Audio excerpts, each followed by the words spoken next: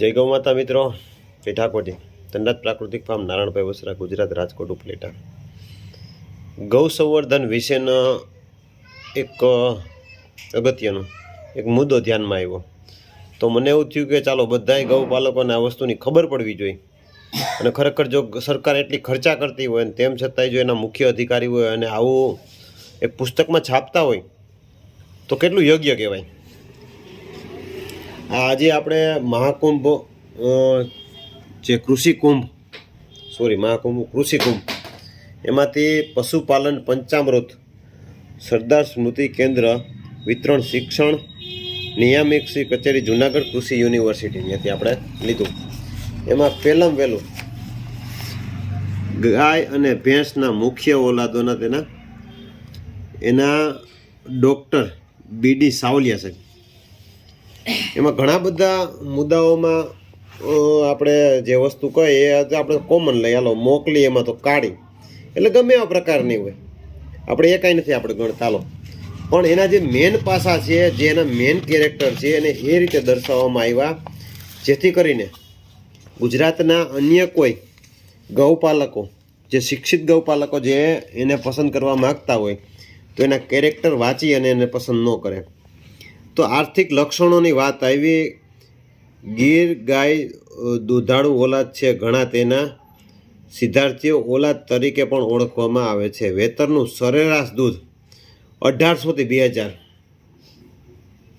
એટલે હાવ સામાન્ય ગાય હોય ને, સામાન્ય ગાય એ પણ 2800 દૂધ માથે ટપી જાય છે. અને સારામાં સારા કેરેક્ટરવાળી લગભગ ગુજરાતમાં સારા એવા ગૌપાલકો જે છે એની પાસે અત્યારે લગભગ એવરેજ 3500 લીટર દૂધ માથેની ગાય છે.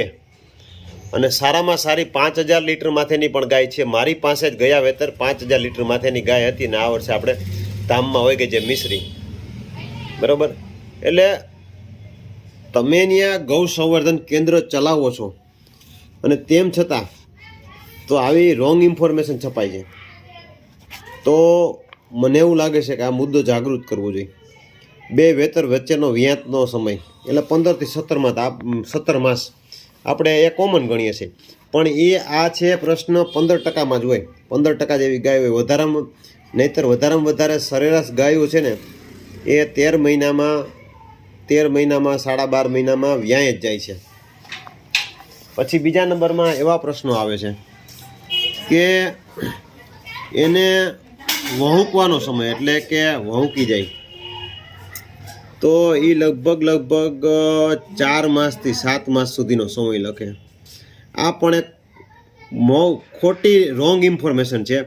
કેમ કે વધારામાં વધારે 1.5 થી 2 મહિના જ ક્યાં ઘણી એવી ગાયો હોય છે જેને દૂધતા વ્યાસી છે અને મૂકવી નહીં પડતી હોય.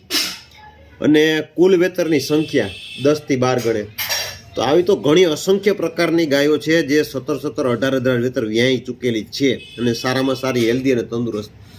તો ગવર્મેન્ટ આટલો પુષ્કળ પ્રમાણમાં ખર્ચો કરતો હોય બજેટમાંથી અને આવી પ્રિન્ટ મીડિયા તમારે જે બુક જે છાપો છો એમાં આવી રોંગ ઇન્ફોર્મેશન ન છાપો જેથી કરીને ભણેલા ગણેલા જે ગૌપાલક અને જે ગૌ વ્યવસાયમાં જોડાય એને આવી ખોટી માહિતી ન મળે. બને એટલો આ વિડીયો શેર કરજો. જય ગૌ માતા.